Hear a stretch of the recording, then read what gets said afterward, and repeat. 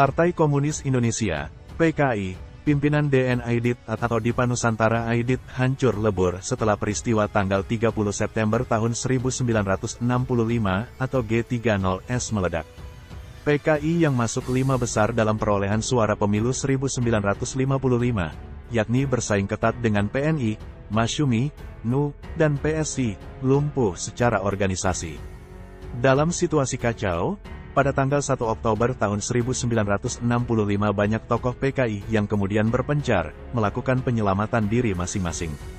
Termasuk DN Aidit kabur ke wilayah Jawa Tengah yang merupakan basis suara PKI dalam pemilu 1955.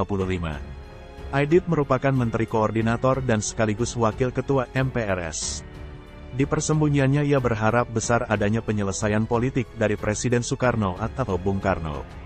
Karenanya dalam situasi diburu, Aidit mencoba terus bertahan. Kusno, pengawal pribadi Aidit yang kemudian tertangkap dan dibui, menceritakan hal itu.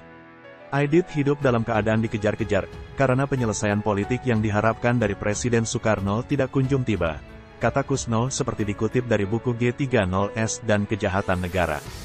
Selama dikejar-kejar, kondisi fisik Aidit kurang bagus. Menurut Kusno, ia tidak bisa berjalan kaki jarak jauh.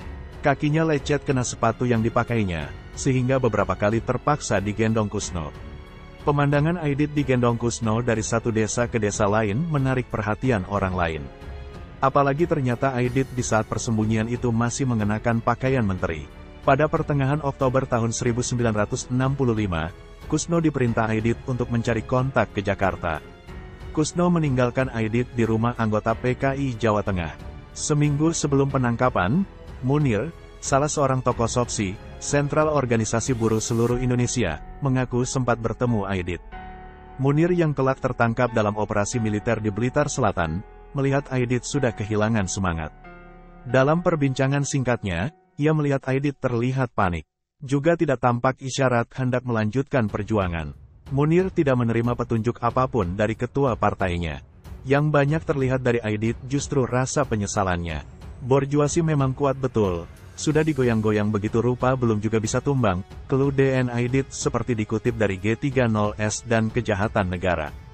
Munir yang pada tahun-tahun 1967 sampai tahun 1968 terlibat aktif mempraktikkan tesis kritik otokritik, Kok Sudisman di Blitar Selatan, Jawa Timur menyimpulkan DN Aidit bukan seorang pemimpin yang tangguh.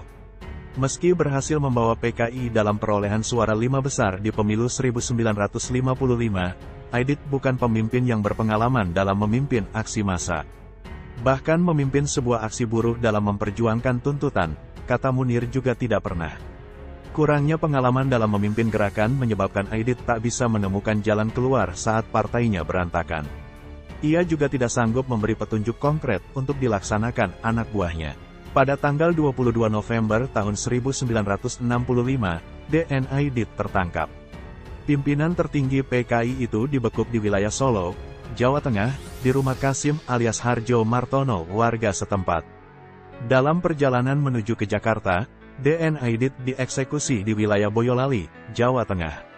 Kabar yang beredar, tokoh PKI itu ditembak mati di dekat sumur tua di tengah kebun pisang.